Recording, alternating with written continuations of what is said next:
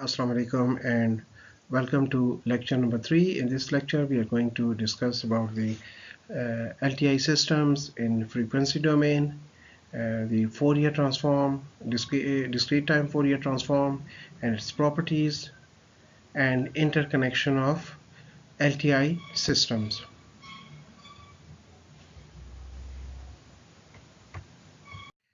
LTI systems in frequency domain. Recall that we have studied discrete time signals in time domain. We express the discrete time signals in terms of scaled and shifted impulses, which is of the form this one, right, where k is integer. This led to characterization of LTI system in terms of impulse responses. And once we can represent the signal in terms of scaled and shifted impulses, and we know that the system is LTI, so by just knowing the impulse response of the system, we can find the output of the system using the convolution. So you understand, in general, convolution is very tedious and to compute, right? So you flip, you shift, and you multiply. So that's a very tedious work. So here we are going to study another representation of the signals and LTI system. We aim to develop a frequency domain analysis of signals and LTI system, and this representation is an extremely important.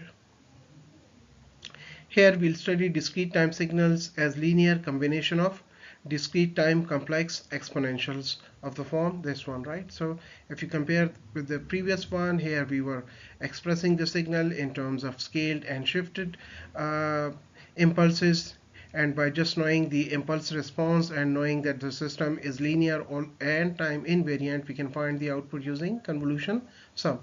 So here, if we can represent a signal in terms of discrete time complex exponential signals of the form this one, e power j omega k, where k is integer.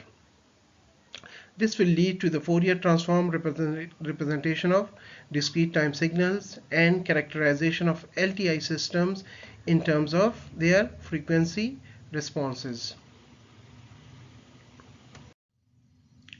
So, for example, we have a discrete time system H. So there may be certain inputs x of n such that the output is a complex number times the input, that is output equals to lambda times the x of n, where lambda is a complex number. In such cases we call the input as eigenfunction, right? So the input is eigenfunction of the LTI system, and the complex number is the eigenvalue of the system. So this is x of n is the eigenfunction, okay, and lambda is the eigenvalue for the LTI system. For an LTI system with given input xn and impulse response hn, so we can find the output using the convolution, and which is h of k x of n minus k. Now we assume that the input is e power j omega n. For fixed value of omega, we can write the output as y of n equals to summation k running from minus infinity up to infinity h of k, and the input is e power j omega n, so x of n minus k will be e power j omega n minus k. Now if I open this, because we are summing it over the k, so that means this term will consist of e power j omega n times e power j e power minus j omega k. So e power j omega n, because we are summing it over k, so we can take that common, right? So we can take it out here and we say that this one.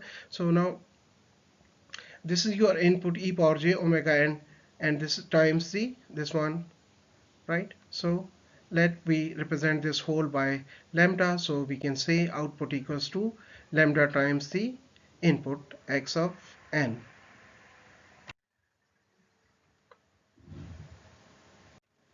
So that means the discrete time complex exponential e power j omega is an eigenfunction of the LTI system, and the eigenvalue lambda is a complex number that depends on specific value of the omega and on the impulse response Hn, right? So we can write the frequency response as if you look at from the previous slide, we can say that h of j omega basically equals to summation k running from minus infinity up to infinity h of k e power minus j omega k.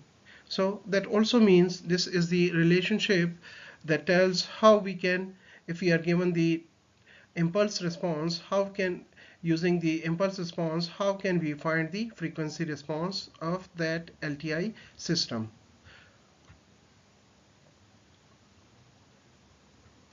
Note that while x of n and y of n and h of n are discrete time signal, their domain is time, right? And n is member of n is has values of integer values, right? But the frequency response is a continuous signal whose domain is continuous, that is omega, right? So omega is basically real. Since possible discrete time exponentials can be created using frequencies omega in the range of this, you understand, if you recall, you have done this in signal system, that a discrete time signal can have maximum frequency of from minus pi up to pi, or you can also say that it is from 0 up to 2 pi. After 2 pi it repeats. That means the high frequency signals are near to the pi or minus pi, and the low frequency signals, they are near to 0 or 2 pi or integer multiple of 2 pi. We intuitively expect that h e power j omega, which is frequency response, is also periodic with period 2 pi in omega. This is in fact the case because if we have, for example, h of e power j omega plus 2 m pi, so this can be written as this one, and again if we split this one into e power minus j omega k times e power minus j 2 m pi k, so this basically, this is equal to 1. This we have done. So that means this is basically equal to e power minus j omega k, right? So that means e power j omega plus 2 m pi basically is same as h e power j omega. Hence we usually graph h of j omega over one period, either from minus pi to pi or from 0 to 2 pi, because after this they repeat. Thus frequency response of any discrete time system is continuous function of omega, and it is also periodic with period 2 pi, right? So these are two important points, that for the frequency response of any discrete time LTI system is continuous function of omega, and it is also periodic with period 2.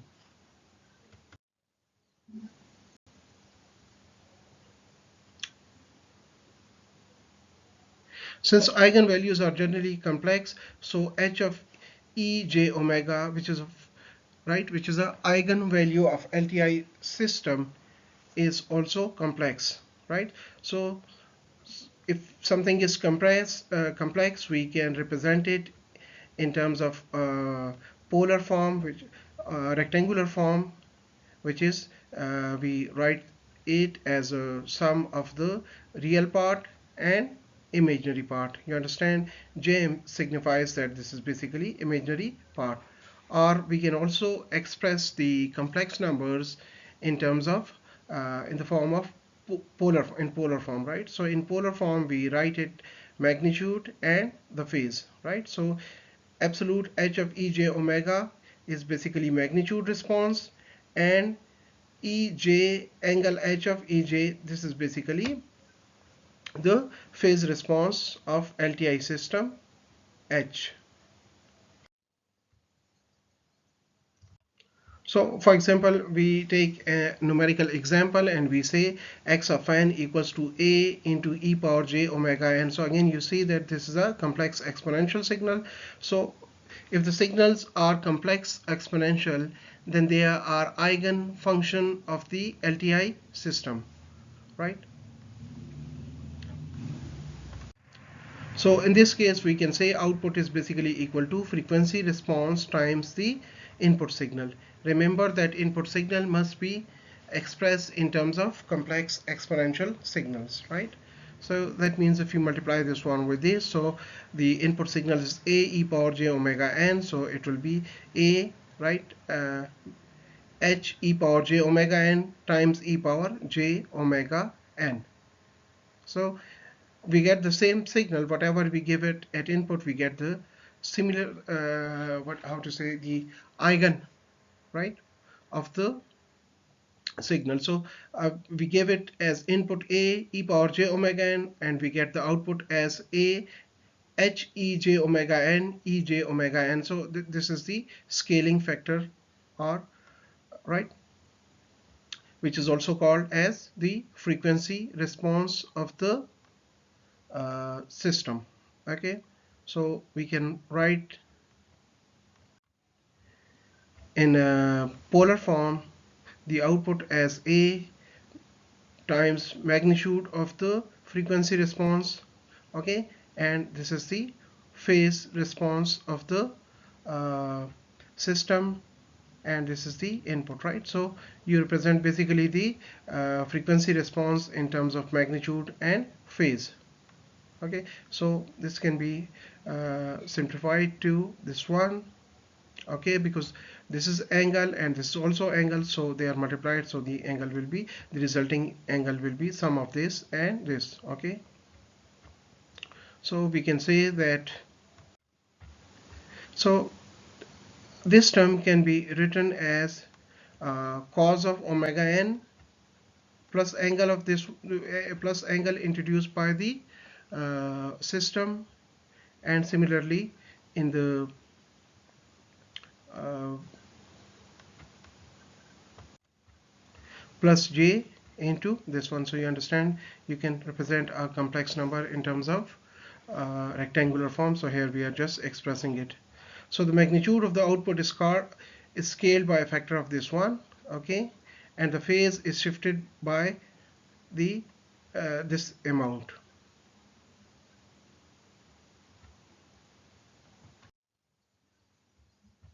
So another example, for example, we have x of n equals to cos omega naught n plus phi.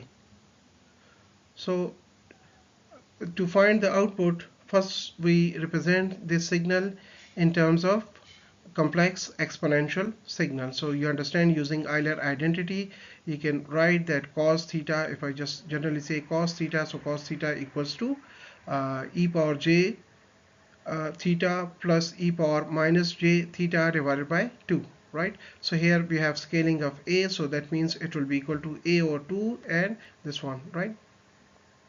So you know the output is for the case when the input is complex exponential signal, so the output is equal to same complex exponential multiplied by the complex scaling factor, are also called the frequency response, right? So we multiply this one with h of e j omega naught n, and for this part we multiply with e power minus j omega naught n times this one, right? So on simplification you get this. Hope this gives you idea, because such problems we have done in more detail while we were doing the course on signals and systems.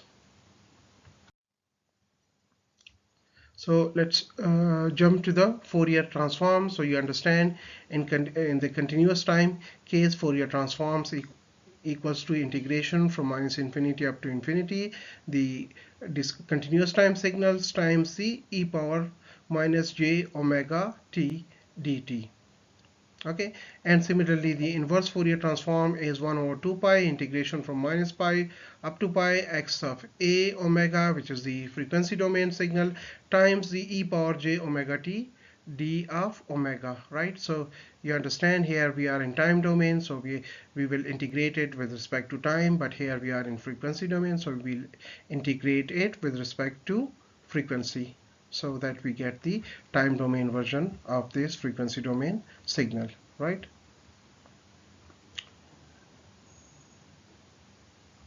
And again, you understand the Fourier transform is basically in general, a complex function of the frequency variable, right? And it's defined over from minus omega. Omega has range from minus infinity up to infinity, and you also understand, because this is complex, so we can represent it in terms of magnitude and phase response, or we can also represent it in terms of real and the imaginary value, which is called the rectangular form. So for the case of discrete time signal, we can represent it like this. So I think you should familiarize yourself with the representation, because in the signal system we had different representation, right? So now we say that for the case of discrete time signal, the Fourier transform is x of e to the power j omega, right? So that's the notation for this one, and this will be again equal to you're, I think, well familiar with these formulas, so you just sum it from minus infinity up to infinity, the time domain signal times the e power j minus j omega n. Similarly, we can find the inverse of this Fourier transform, that is the frequency domain discrete time signal can be converted into time domain discrete time signal using this equation, which is also called the inverse Fourier transform, right? And you understand that omega, right, is real or continuous, right? So that's the notation how we express this. Right, so I hope that's clear to you that if you the frequency domain is the frequency response is basically the obtained by taking the uh, Fourier transform of the impulse response. Okay, similarly we can obtain the impulse response from the frequency response using the inverse Fourier transform, right? And I think, you know, in the previous slide we talked about it, that the frequency response uh, is periodic, right, with period 2 pi, and also the Fourier transform of the discrete time signal is periodic with period 2 pi in frequency. Okay, always keep in your mind that Fourier transform of discrete time sequence is 2 pi periodic. Okay, so whether it's a you're talking about the signal or you're talking about the response of LTI system, they both are periodic with period 2 pi. So again, you understand that's the notation, because if something is complex, then you can represent it either in polar form, which is magnitude and phase, or you can also represent it in the rectangular form, where you have the real versus real and imaginary parts, right? So we say this one as the magnitude spectrum, and the this angle as the phase spectrum of x of n. Okay,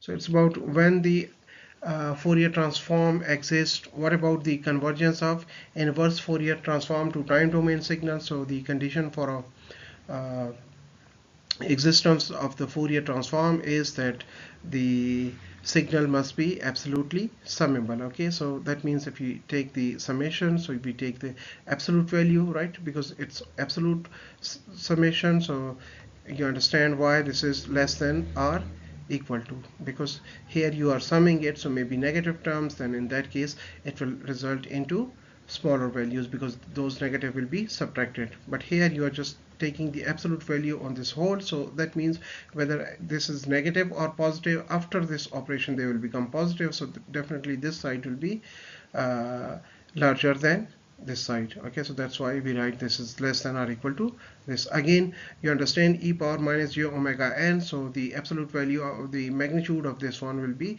always equal to 1. So that means the existence only depends on the x of n. If the x of n is absolutely summable, then we say Fourier transform exists. If it's not absolutely summable, you understand that summable means that it gives you some finite value. If it results into some infinite value, in that case we say this is not absolutely summable. So the if some signal sequence is not absolutely summable, but if it is square summable, then we say yes, right? So the condition is if the signal is absolutely summable, the Fourier transform exists.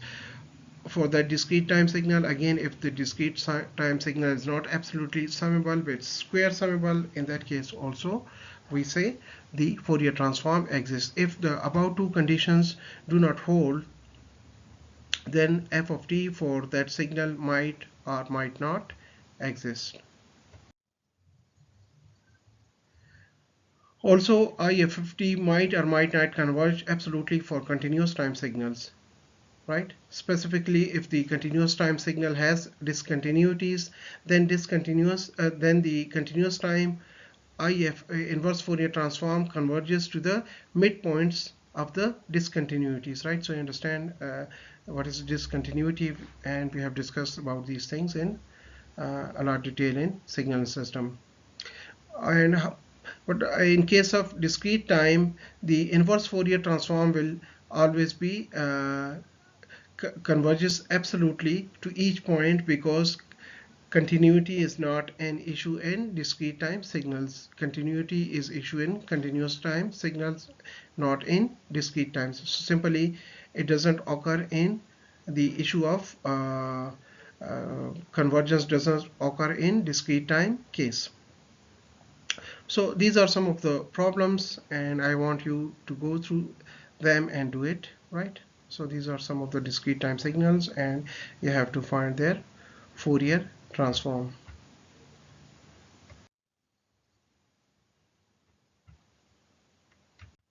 Again, it's another problem that you have the frequency response or the Fourier transform, right? And this is defined as this one, and you have to find the impulse response. So this is the expression for the ideal filter. You understand that in case of ideal filter we have the response like, so this is your discrete time ideal filter, right? So it has pass band from minus omega c up to omega c, and you understand it will be periodic, it will repeat, right? This is somewhere 2 pi. Again, here we have, for example, minus 2 pi, so it has replicas or copies of this all around there periodic. Okay, so this is the graphical representation for this low pass filter, right? And uh, you are asked to find the impulse response of this ideal low pass filter, and you understand how can you do it. So just using the, I mean, you can use the inverse Fourier transform to find the impulse response of this filter. So the next topic is the uh, properties of the Fourier transform, discrete time Fourier transform. So we'll quickly go through them because you have done these in detail in the course of signals and system. Here we are just having the summary or overview of these. Okay, so if you have x1 has the Fourier transform x1 ej omega, and x2 has Fourier transform this, then if we sum and scale these two, right? So you understand linearity is basically, linearity is the if we say a system or transform is linear if it holds the two conditions, and the condition one is that it holds the property of superposition, and the second one is scaling. Okay, so if this produces this one, so if I scale this one by a factor of a1, and if I scale this one by a factor of 2, and then I take the superposition, then the right, at superposition of these, and if I take the Fourier transform of this superposition, it should result into a time x1 ej omega plus a2 time x2 ej omega, right? So if this is the case, then we say this transform holds the property of linearity. Okay, so we are not going to derive this one, but straight away we just mention that it is the Fourier transform holds the property of linearity. Okay, and this is how linearity is tested. Okay, again the next one is we are going to consider is the time shifting. So time shifting means if x of n produces x of j omega n, and then I shift the x of n by some amount, maybe by some amount, and not can be positive or negative, you understand, depending upon the whether and not is positive or negative. The shifted version can be the uh, uh, delayed one, or it can be advanced one, right? So if n naught is positive, then we are delaying it, and if n naught is negative, then we are advancing it, right? So delay shift by amount and not result into the Fourier transform, right? The same as we have for the original one, and we just multiply it by e power j omega and naught, right? So this is how time shifting in time domain results in frequency domain. So if you shift it by amount of n naught in the frequency domain, it will be simply multiplied by e power minus j omega n naught, right? So that we can say that time shift results in phase change only, no effect on magnitude.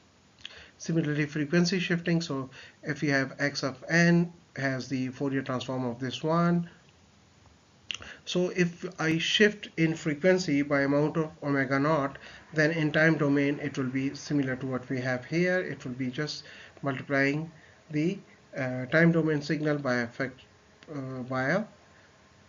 factor of ej omega naught n, right?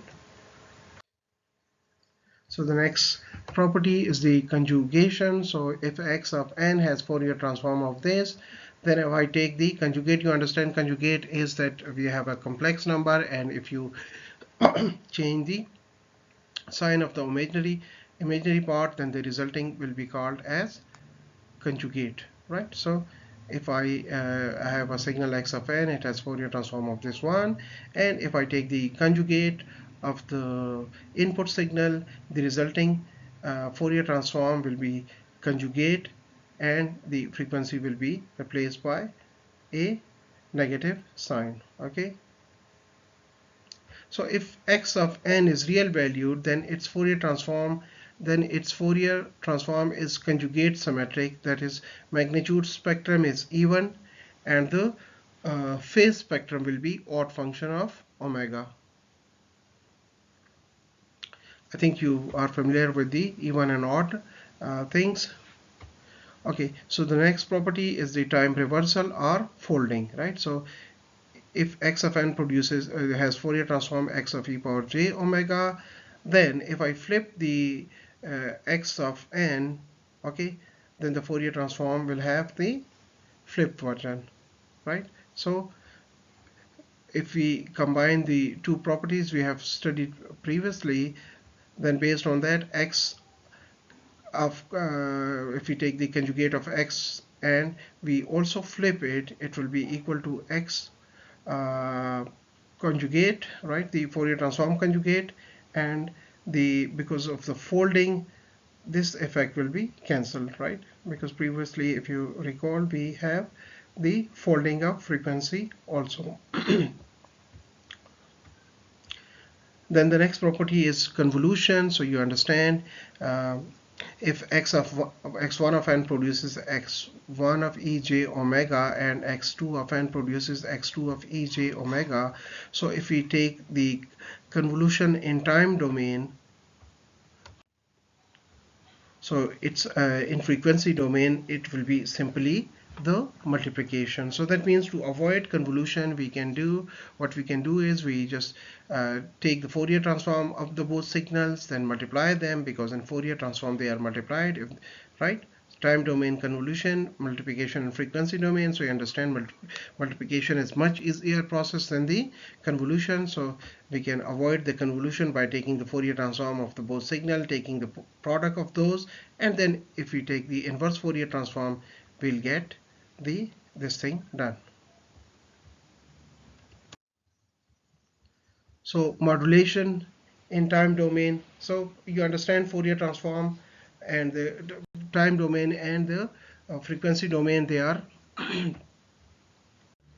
reciprocal in the sense that in time domain, if two signals are multiplied, in frequency domain they will be convolved. Similarly, if the two signals are convolved in time domain, they will be multiplied in the frequency domain. So again, you can do the same trick here. If you are in frequency domain, you have to find the convolution, right? So instead of finding the convolution, you come back, you using the inverse Fourier transform, come to the time domain, take the product of the two, and then take the Fourier transform. So you can easily avoid the convolution.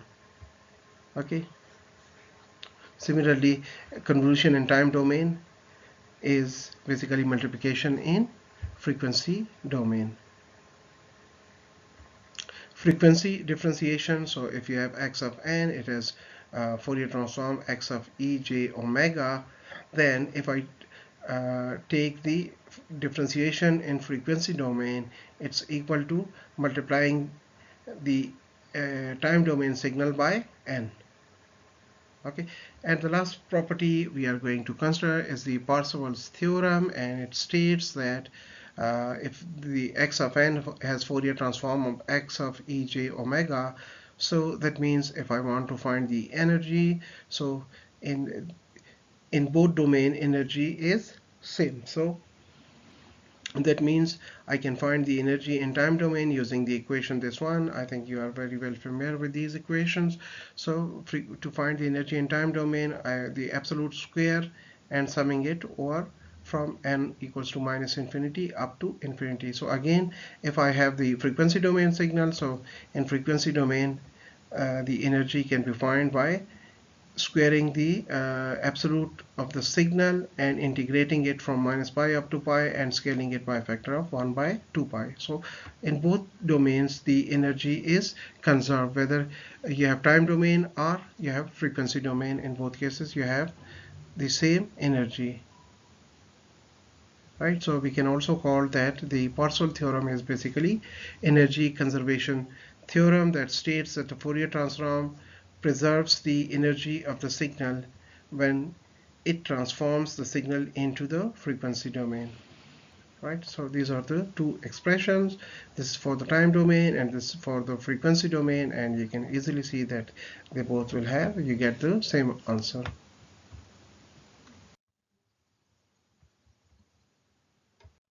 So again, this is the example that we have in time domain. The output equals to the input convolved with h of n. So if I take the frequency domain of the above signal, the above equation, so y of n has Fourier transform y of ej omega, and x of n has x of ej omega, and this convolution symbol will be basically replaced by multiplication. So multiply by h of n has Fourier transform of this. So simply we can do it, right? Now, for example, we need to find the impulse response, and we are given the input and the output. So that's very tedious work here to find the the impulse response, right? So easy one will be that we have the input signal, we have the output signal, so we take the Fourier transform of those, okay, and we can easily find the frequency response from this in the right. So once we know the frequency response, we can take the inverse Fourier transform and we can very quickly find the impulse response. Okay, so the next topic is about the linear constant coefficient difference equations. So this is the generalized expression for the linear constant coefficient difference equation. So we can find the frequency response, right? So for example, you are given linear constant coefficient difference equation, and you have to find the impulse response. So that's very difficult to find the impulse response from here. So what we can do is we can take the Fourier transform of both sides. So once we find the Fourier transform, so y of n has Fourier transform y of ej omega plus, because that's a linear transformation, so if something is scaled by ak, so again it is ak. Now y of n minus k, so if we shift, we have done the shifting property, right? So that means we can, if we shift the time domain signal, right, in frequency domain, it is equal to multiplication by e power j omega, right? Similarly for this one, so you can take y of ej omega common, and you can express it y on one side, x on other side. So h of j omega basically equals to y of j omega divided by x of j omega, which can be done like this. So using this, we can easily find the frequency response, right? Frequency response, and from frequency response, by taking the inverse Fourier transform, we can easily find the impulse response. Note that the frequency response of LTI system is always rational in. So the last topic is the interconnection of the system. So interconnection can be cascade, or cascade, also called series connection, connection of the system. So you understand, in case of series connection, you have one system followed by the next one. So again, if we see in time domain, the output will be equal to x of n convolved with h1 of n, right? And the resulting thing, whatever you get, will be convolved with this one. So mathematically we can write that y of n equals to x of n convolved with h1 of n convolved with h2 of n. So the impulse response of this overall system can be h1 of n convolved with h2 of n, right? So if we look at these things in frequency domain, so in frequency domain, simply h of n will be equal to h1 of, sorry, h of ej omega will be equal to h1 of ej omega times h2 of ej omega. So instead of convolution, we have simple multiplication, right? Similarly, for the parallel connection, we have x of n convolved with h1 of n, uh, and similarly for the feedback connection. So we have, for example, this is the equation for the feedback connection, and here this is the representation for the feedback one. So here again you see that these are convolving, right? So that's very simple, that we can express it in frequency domain, and the overall response of this system, overall frequency response of this system, is h1 of ej omega divided by 1 plus h1 ej omega h2 ej omega, right? So that's very simple to do it, and once you find this one, you take the Fourier inverse, and you get the output of the system. So I think that's all for today. Okay, so just a small part is left, which we'll cover in the next lecture, and then we are going to start the next chapter.